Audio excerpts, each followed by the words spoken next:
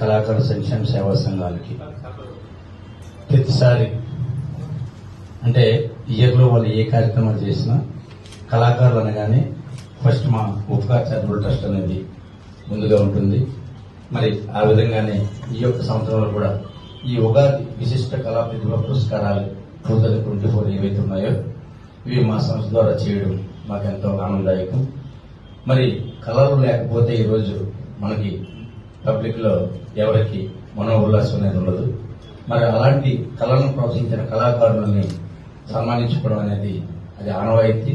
అది మనకందరికి కూడా వాళ్ళు మనకు ఎంతో ఉల్లాసాన్ని ఇచ్చేటప్పుడు సంవత్సరానికి ఒకసారైనా వాళ్ళని మనం సంస్కరించుకోవడం అనేది మన సాంప్రదాయంగా వస్తుంది. కాబట్టి ఈ ఉగాది పురస్కారాలకి ప్రతి చోట కూడా చాలా వాల్యుబుల్ పురస్కారం. అది ఉగాది పురస్కారం అనగానే జర్నలిస్టులు మెయిన్